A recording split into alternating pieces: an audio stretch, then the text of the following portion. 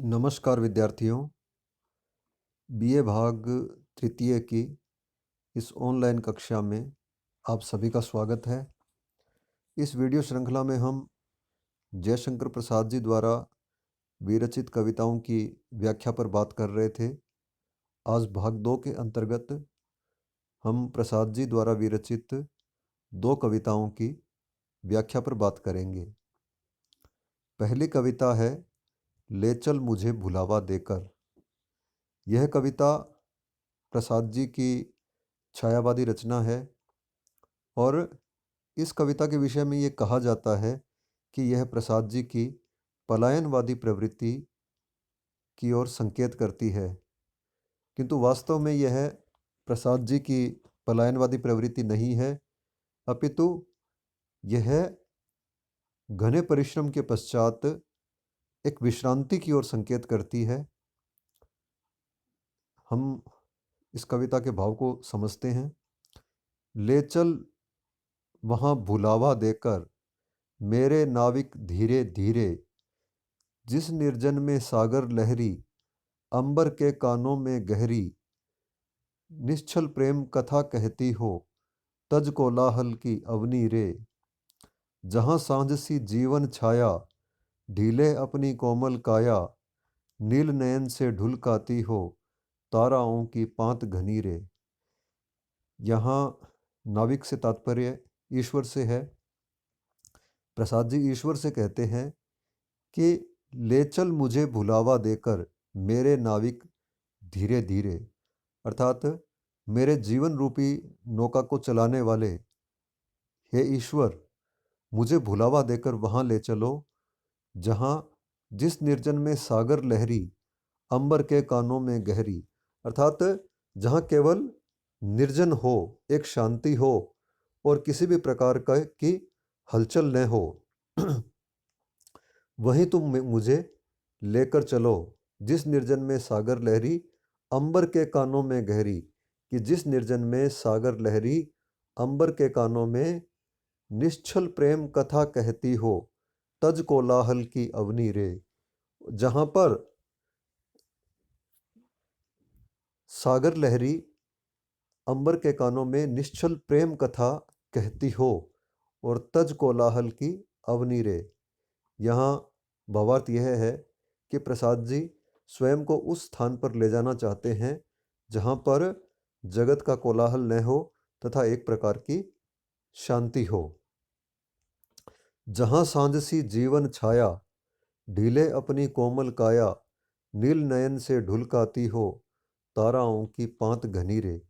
कि जहाँ पर सांझ सी जीवन छाया, यहाँ प्रसाद जी सांझ सी जीवन छाया का अर्थ यहाँ पर जीवन के उत्तरार्ध से है, अर्थात प्रसाद जी यहाँ कहना चाहते हैं कि जब व्यक्ति अपने जीवन के उत्तरार्ध में प्रवेश करता है और अपनी आयु की प्रौढ़ावस्था में जाने लगता है, तो वह एक प्रकार की विश्रांति को प्राप्त करना चाहता है, एक प्रकार की शांति चाहता है।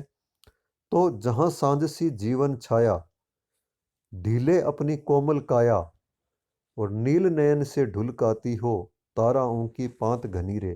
कि जहाँ पर ताराओं की घनी पांत हो, जिस गंभीर मधुर छाया में, विश्व चित्रपट चल माया में, विभुता विभूषी पड़े दिखाई, दुख सुख वाली सत्य बनी रे। श्रम विश्राम क्षितिज वेला से, जहाँ सृजन करते मेला से, अमर जागरण उषा नयन से, बिखराती हो ज्योति घनी रे। प्रसाद कहते हैं कि जिस गंभीर मधुर छाया में, विश्व चित्रपट चल माया में, कि जहाँ पर जिस गंभीर मधुर छाया में और विश्व चित्रपट चल माया में, इस संसार रूपी चित्रपट पर, संसार चूंकि संसार क्षणभंगुर है और यह एक रंगमंच के समान है, प्रसाद जी यहाँ उसी भाव को व्यक्त करते हैं कि यह जो संसार है, संसार रूपी चित्रपट की चल माया में, कि इस संसार की माया में खोया हुआ व्यक्ति स्वयं को जान नहीं पाता है। तो मुझे ऐसे स्थान पर ले चलो कि जहाँ पर विभुता विभूषी पड़े दिखाई, दुख सुख वाली सत्य बनी रे। कि जहाँ पर मुझे विभु, विभु अर्थात वह विराट व्यक्तित्व, वह परम सत्ता परमेश्वर, कि उसकी विभुता मुझे दिखाई पड़े और दुख सुख वाली सत्य बनी रे। श्रम विश्राम क्षितिज वेला से, जहाँ सृजन करते मेला से, अमर जागरण उषा नयन से, बिखर आती हो ज्योति घनी रे। कि जहाँ पर श्रम और विश्राम क्षितिज वेला से, कि जहाँ पर श्रम और विश्राम दोनों का मिलन हो। क्षितिज वेला से, क्षितिज, क्षितिज वह स्थान होता है जहाँ पर धरती और आकाश मिलते हुए प्रतीत होते हैं। तो उसी की ओर प्रसाद जी संकेत करते हैं कि जहाँ पर श्रम विश्राम क्षितिज वेला से, जहाँ सृजन करते मेला से, और जहाँ पर श्रम और विश्राम दोनों मिलकर एक प्रकार का सृजन करते हों। अमर जागरण उषा नयन से, बिखर आती हो ज्योति घनी रे। यहाँ प्रसाद जी का आशावादी दृष्टिकोण है। ऊपर की पंक्तियों में जहाँ उन्होंने साय की बात की है, वहीं यहाँ पर वो उषा नयन अर्थात उषा काल की बात करते हैं। और वो कहते हैं कि जहाँ पर नवीन सृजन हो और एक नया प्रातः काल हो। अमर जागरण उषा नयन से, बिखर आती हो ज्योति घनी रे। कि जिस प्रकार से उषा काल में एक नवीन ज्योति चारों ओर बिखर जाती है, उसी प्रकार से मुझे ऐसे स्थान पर ले चलो जहाँ से नया सृजन प्रारंभ होता है। इस प्रकार प्रसाद जी की यह कविता अत्यंत गंभीर भावों को धारण करने वाली कविता है और यह छायावादी प्रभाव से युक्त कविता है।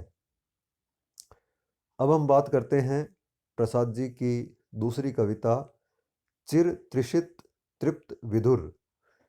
यह प्रसाद जी की अत्यंत गंभीर भावों से युक्त कविता है।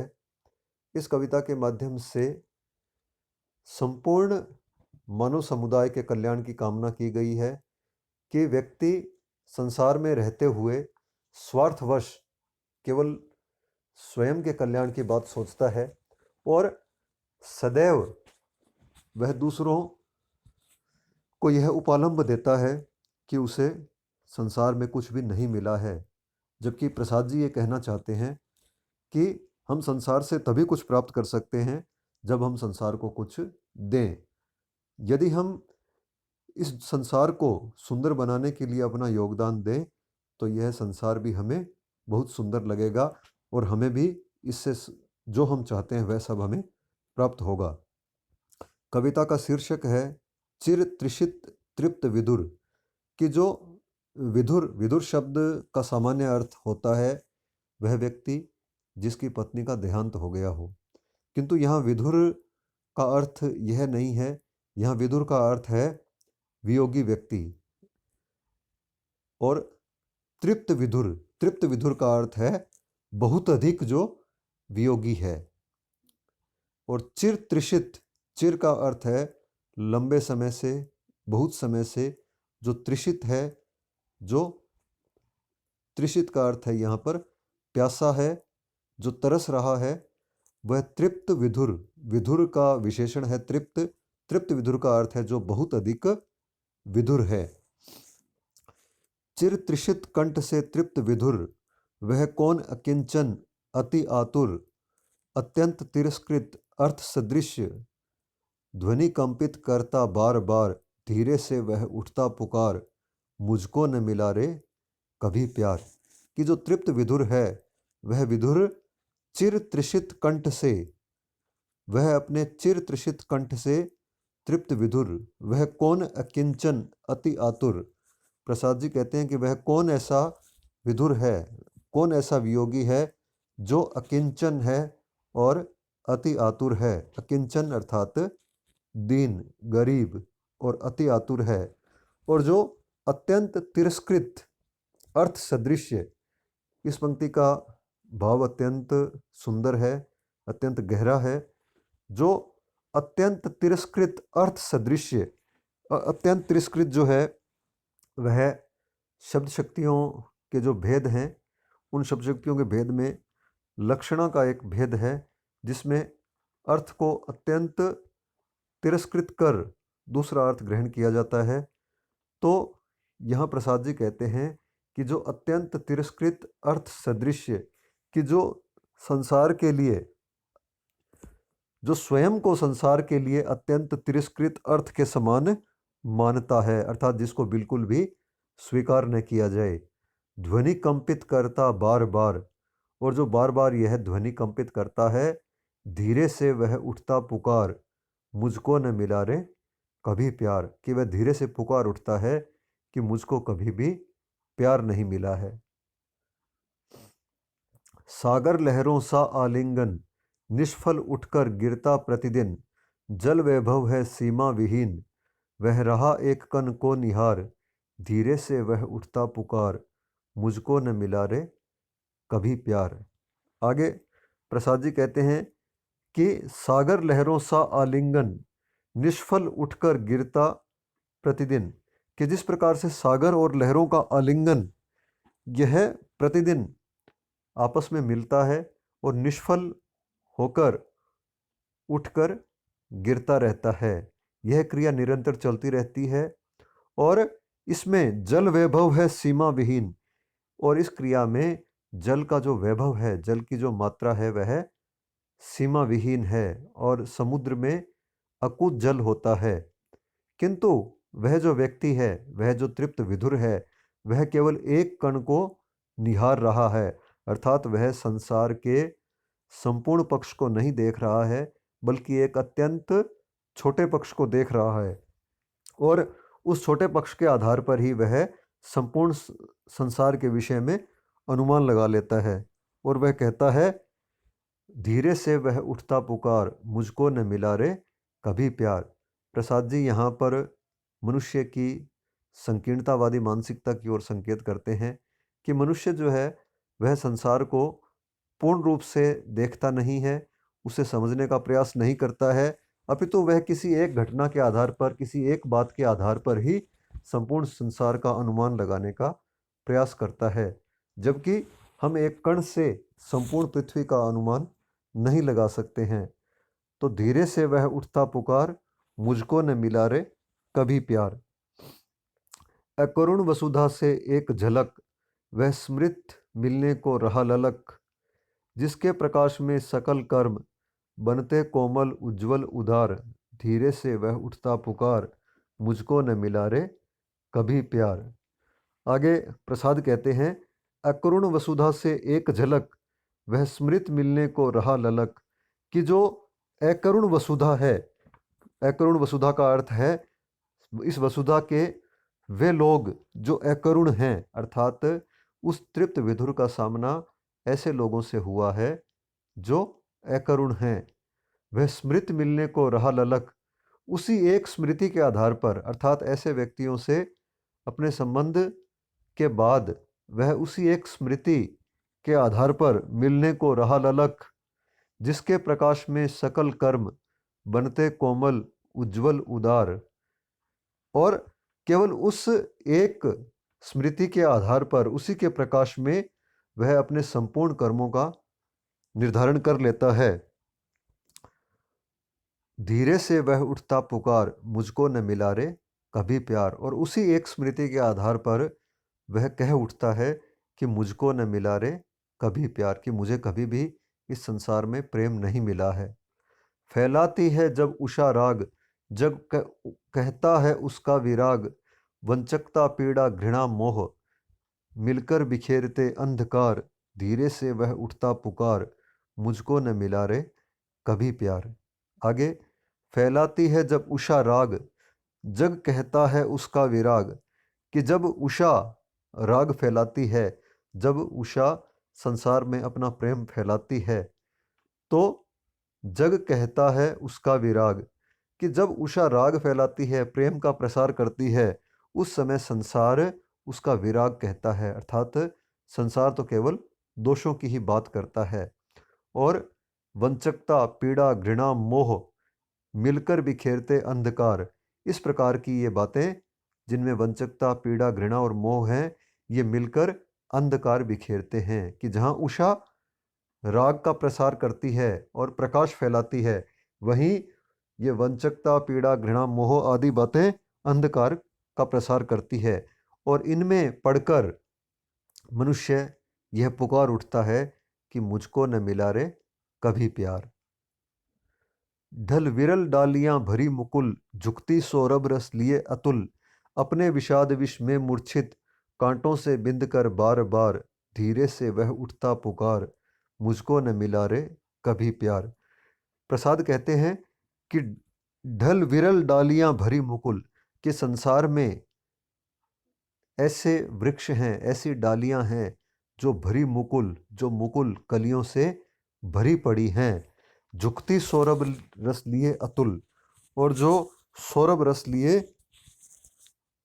झुक रही हैं, अर्थात यहाँ प्रसाद संसार में सकारात्मकता की बात करते हैं कि संसार में बहुत सी बातें सकारात्मक हैं, अच्छी हैं, किंतु अपने विषाद विष में मूर्छित, कांटों से बिंद कर बार बार, किंतु जो मनुष्य अपने विषाद में डूबा हुआ है, दुख में डूबा हुआ है, वह उस विषाद विष में मूर्छित होकर और कांटों से बिंद कर बार बार, धीरे से वह उठता पुकार, मुझको न मिला रे कभी प्यार। प्रसाद यहाँ कहना चाहते हैं कि संसार में सभी प्रकार की परिस्थितियां हैं। यहाँ पर यदि पुष्प हैं तो कांटे भी हैं, अर्थात यहाँ प्रेम है तो घृणा भी है, किंतु कोई व्यक्ति जब अपने लिए प्रेम का चुनाव नहीं करता है और केवल घृणा का चुनाव करता है, तो उसे ऐसा लगता है कि संसार में केवल घृणा ही है और प्रेम नहीं है। किंतु यदि हम कांटों के स्थान पर फूलों का चयन करें तो हमारा जीवन सुखमय बन सकता है। तो कांटों से बिंधकर, उन कांटों से वो बिंधकर घायल होकर बार बार पुकार उठता है कि मुझको न मिला रे कभी प्यार। जीवन रजनी का अमल इंदु, न मिला स्वाति का एक बिंदु, जो हृदय सीप में मोती बन, पूरा कर देता लक्ष्य हार, धीरे से वह उठता पुकार, मुझको न मिला रे कभी प्यार। और वह तृप्त विधुर कहता है कि जीवन रजनी का अमल इंदु, न मिला स्वाति का एक बिंदु, कि जीवन रूपी जो रात्रि है, यह जीवन रूपी रात्रि का यहाँ अर्थ है कि अब जीवन का अंतिम समय निकट आ गया है और उस रात्रि का अमल इंदु, न मिला स्वाति का एक बिंदु, कि उस रात्रि में भी स्वाति नक्षत्र का एक बूंद भी नहीं मिला है, जो हृदय सीप में मोती बन पूरा कर देता लक्ष्य हार। यहाँ स्वाति का एक बिंदु का तात्पर्य यहाँ प्रेम से है कि वह प्रेम जो हृदय में बसता और हृदय रूपी सीप में मोती बनकर पूरा कर देता लक्ष्य हार, वह लाखों का हार पूरा कर देता, अर्थात यहाँ व्यक्ति की निराशा की ओर संकेत है, उसकी नकारात्मकता की ओर संकेत है कि जो स्वयं को जीवन के अंतिम पड़ाव पर पाकर भी जो ऐसा मानता है कि उसे कभी प्रेम नहीं मिला है, धीरे से वह उठता पुकार, मुझको न मिला रे कभी प्यार। पागल रे वह मिलता है कब, उसको तो देते ही हैं सब, आंसू के कन कन से गिनकर यह विश्व लिए है ऋण उधार, तू क्यों फिर उठता है पुकार, मुझको न मिला रे कभी प्यार। यहाँ इस कविता का संपूर्ण सौंदर्य इन्हीं अंतिम पंक्तियों में है। जब मनुष्य संसार में रहता है, व्यवहार करता है और अपना जीवन व्यतीत करता है, तो कभी न कभी वह ऐसा समझ पाता है कि पागल रे वह मिलता है कब, अर्थात जिस प्रेम को हम चाहते हैं, जिस सम्मान को, जिस आदर की हम इच्छा करते हैं, वह लेने की नहीं अपितु देने की वस्तु है। अर्थात यदि हम दूसरों को प्रेम देते हैं, सम्मान देते हैं, आदर देते हैं, तो हमें वह स्वयं मिल जाता है, किंतु यदि हम केवल लेना ही चाहें तो यह संभव नहीं है। पागल रे वह मिलता है कब, उसको तो देते ही हैं सब। प्रसाद जी कहते हैं कि उसको तो सब देते ही हैं, आंसू के कण कण से गिनकर यह विश्व लिए है ऋण उधार। कि आंसू के कण कण से गिनकर इस विश्व ने उधार ले रखा है, ऋण ले रखा है। तू क्यों फिर उठता है पुकार, मुझको न मिला रे कभी प्यार। कि वह व्यक्ति मन में सोचता है कि फिर तू मन में क्यों पुकारता है कि मुझको न मिला रे कभी प्यार। क्योंकि प्यार जो है वो केवल लेने की वस्तु नहीं है बल्कि देने की वस्तु है। यदि कोई व्यक्ति दूसरों से प्रेम करता है तो उसे स्वयं भी प्रेम मिलता है, जबकि यदि वह दूसरों से प्रेम नहीं करता है, दूसरों का सम्मान नहीं करता है, तो वह इनको प्राप्त भी नहीं कर पाता है। तो यही यहाँ प्रसाद जी का संदेश है। इस कविता का यह श्रेष्ठ संदेश है कि हम जैसा हम व्यवहार करते हैं, जैसा हम संसार को देते हैं, वैसा ही हमें प्राप्त होता है। प्रसाद जी की यह अत्यंत गूढ़ अर्थ की कविता है और उनकी सर्वश्रेष्ठ रचनाओं में से एक है। अब हम बात करते हैं गृह कार्य की। प्रस्तुत पाठ्य अंश में कविता, दोनों कविताओं की मूल संवेदनाओं को आप लिखिए। और दूसरा, पहली कविता